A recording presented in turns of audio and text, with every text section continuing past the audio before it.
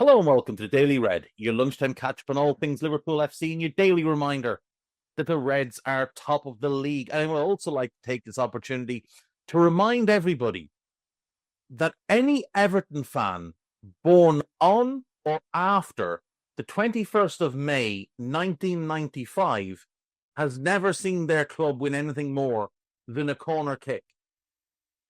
Magnificent. Liverpool won, Everton 0 last night in the derby. Liverpool triumphing despite having to play against 13 men. Everton lining up with 11 players, a referee in their pocket, and just the worst fella imaginable on VAR. And our brave 11 soldiers going out there to take on those 13 men and ending up with a win. Diogo Jota with the only goal of the game, a really, really well-taken goal. Jota and Diaz picked in the front three with Salah, leading to a lot of crying online and people saying there was major questions to be asked about Arne Slot, major questions to be asked about the fella about to win a league title in his first season in the division. Just consider that, the ridiculous nature of people saying there's major questions to be asked about a man about to win a league title in his first season in the division with a team that didn't win the league last year or the year before that or the year before that or the year before that. Just think about that. That's how odd some of our fan base is. That they want to question this fella because he picked his first choice front three. And I know people will say, oh, well, Gakpo's the first choice left winger. No, he isn't. Gakpo played left wing when either Diaz needed a rest or was playing through the middle. But Diaz started the season as the left winger, has been the go-to left winger when Jota is fit because Arne likes the partnership. Jota centre, Diaz left. He also likes Diaz centre, Gakpo left, and Darwin centre, Gakpo left.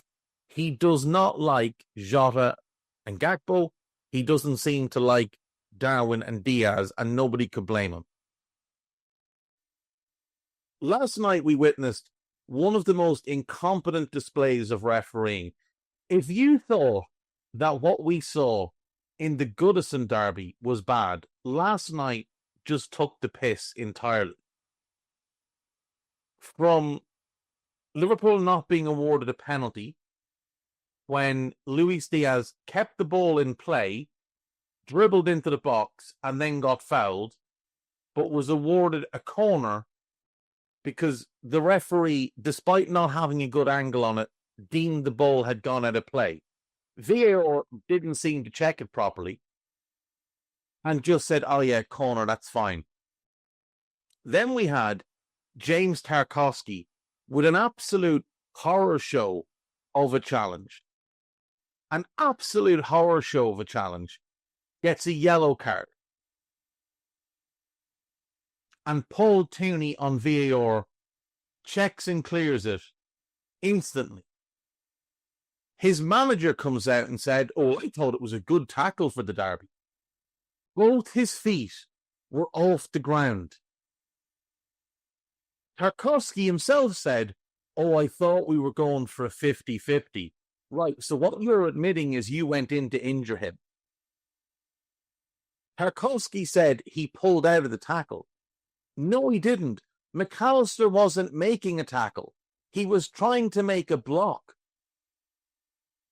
But you went in recklessly, with both feet off the ground, with the intent to injure, and it should have been a red card. Then Everton had the ball in the net.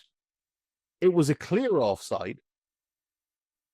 You could see instantly it was offside. And the commentators and the VAR tried to make out that it was really close. The VAR, I think, tried to find a way to give the goal. Absolutely shocking stuff. They had one chance in the game, like one legitimate chance, where Beto runs through and hits the post. After the game, you've got journalists galore saying, oh, well, Everton were very unlucky not to get something from that game. I saw one dullard, who I think works for the Echo, say that Everton created loads of chances. They literally had one chance in the game. Caoimhín Kelleher didn't have a save to make. Did not have a save to make. But they created loads. We didn't play particularly well in the first half. Diaz did. Both fullbacks did. Those three were our three best players on the night. Ibu had a bit of a tough time at Beto. Virgil appeared to be drunk in the first half. The midfield played almost fearful, slow, ponderous, sterile football. Awful to watch. Made it very easy for Everton. Made it very, very easy for them. We had to resort to putting in aimless crosses, most of which Everton dealt with easily. Now, Mo gets a header, but it's from a tight angle. He's never scoring. There's a Gravenberch cross, which isn't really to anybody. It's just into an area, which caused chaos for them because they defended it poorly and almost resulted in an opportunity. But in the second half, when we came out, Virgil and Ibu played much more aggressively. Beto never got a kick at the ball. The midfield started playing with a bit of purpose, a bit more speed. Still below the level you'd want them to be at, but much better than in the first half. Diaz continued to be a problem. Jota started to really warm into the game, but we still weren't getting the ball to Salah quick enough. But our goal comes on 57, and of course, Everton fans, because they were born to cry when not, drinking cheap lager and urinating on themselves. The other thing they like to do is cry and boo. They want you to believe that this should have been ruled offside because Luis Diaz is standing in an offside position when Gravenberch, for some reason, decides to try and ping a pass into him. James Tarkowski knows Diaz is offside, or should know Diaz is offside. And Tarkowski decides that rather than just let this ball run through, which is what he should do, which is what any defender with any real awareness would do, is they just let that ball run through because Diaz can't go after it and there's no other Liverpool player in the vicinity. He decides to make a silly sliding block challenge on it. And the ball breaks to Jota, who gives it to Diaz, who flicks it back to Jota, who dribbles his way past two Everton players. And then, as he's about to shoot, Jordan Pickford decides to just leap to one side. I'm not really sure why, but he just leapt out of the way and left the goal gaping, and Jota put it squarely, basically in the middle of the goal. It's a really good goal for us. And it's absolutely onside because Diaz does not make any effort to play the ball. He doesn't influence what Tarkowski does. Tarkowski makes a mistake. That's what happens there. James Tarkowski makes a mistake. And we punish it. But the referee wasn't finished being inept there. So, late in the game, the ball bounces in our half. Dominic Szoboszlai hooks it long over the top. And as he hooks it, Kim Iroegbunam comes in with a high foot and catches Dom. It's a clear foul, but the referee doesn't blow his whistle. The referee turns and starts to run up the pitch. Branthwaite looks like he has the situation under control.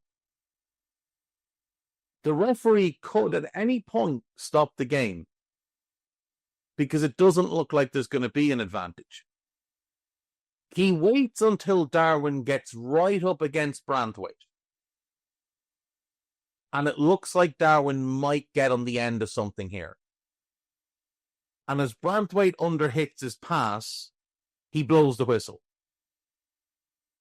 And then he blows it again just as Darwin gets to the ball.